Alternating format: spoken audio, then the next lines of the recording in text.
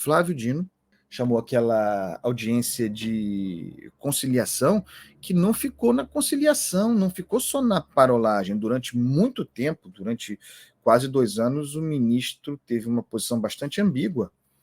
Hoje, ministro, como candidato a senador, muito duro com o orçamento secreto, depois virou ministro de Lula, veja bem, não é bem assim comigo, virou ministro supremo, herdou, digamos assim, o espólio de Rosa Weber e teve de se ver com as várias demandas sobre orçamento secreto, as várias provocações sobre orçamento secreto, convocou essa audiência de conciliação, tinha dúvidas sobre se o bicho tinha parado a partir da decisão do Supremo de dezembro de 2022, não tinha, nunca parou, foi reformado, tem uma natureza camaleônica, e Dino parece finalmente se ter convencido disso, então não ficou na conciliação, chamou o que se chama de continuidade normativa, né, para esclarecer que a decisão do Supremo sobre a emenda do relator, proibindo a perversão da emenda do relator, não era restrita à emenda do relator, mas a partir da emenda do relator, de modo que ele,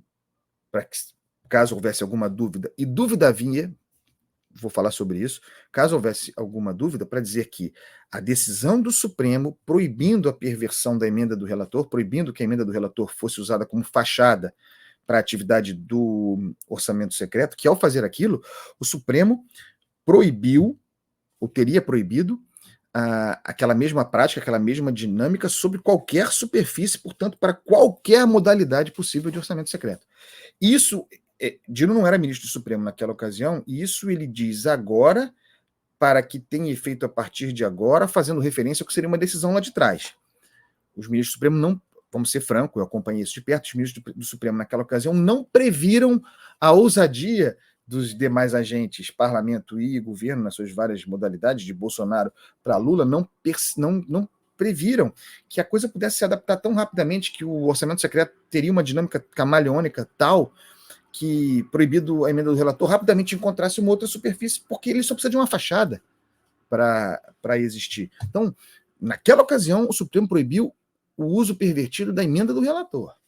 Deixou as portas abertas, por falta de previsão mesmo, por falta de cálculo, de análise mais profunda, apesar de todos os alertas que se davam. E não faltaram alertas, e não faltaram alertas mesmo, que a coisa estava acontecendo nas barbas do profeta.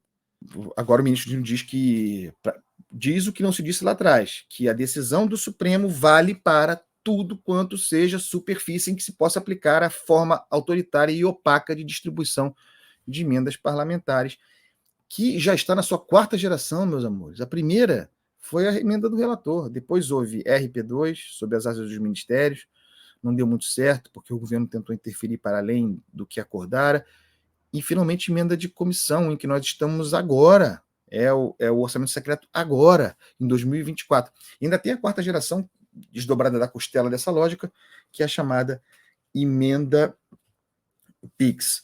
Mesmo a decisão, atenção a isso, mesmo a decisão sobre emenda do relator, a proibição da perversão da emenda do relator para uso do orçamento secreto, mesmo essa foi desrespeitada.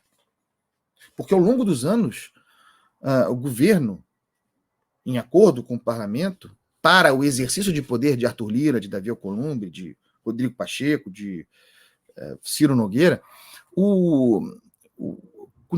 foram pagos, ou continuou a ser liberado restos a pagar, continuaram a ser liberados restos a pagar da emenda do relator, restos a pagar da época de Bolsonaro. Emenda do relator, aquilo que o Supremo proibira. Durante o governo Lula, restos a pagar de Bolsonaro. Então, mesmo a decisão restrita do Supremo foi desrespeitada. O Supremo levou mais de ano e meio para reagir a isso, e agora o faz de maneira corretíssima, determinação de transparência, disse o ministro Dino, não é possível execução privada de recursos públicos. É uma ótima definição para o orçamento secreto. É privatização autoritária para distribuição opaca de recursos públicos. Então, o cara é indicado, está aí o autoritarismo, indicado pelos donos do parlamento, por Lira, por Alcolumbre, então tem o autoritarismo, você é meu aliado, você leva, esse sujeito padrinho das emendas, mandando os dinheiros para sua ponta sem que, porque uma fachada haveria, seja agora emenda de comissão, no passado relator, ou o próprio ministério, sem que soubéssemos a origem desse emendamento, quem seria o padrinho, mas lá na ponta sabe, o sujeito vai lá, tirar foto, é como acabamos sabendo, e capitalizar. Então, não apenas o orçamento secreto é secreto, não é esse apenas o problema, tem a questão autoritária também, que gera desigualdade. Em termos eleitorais, disparidade de armas.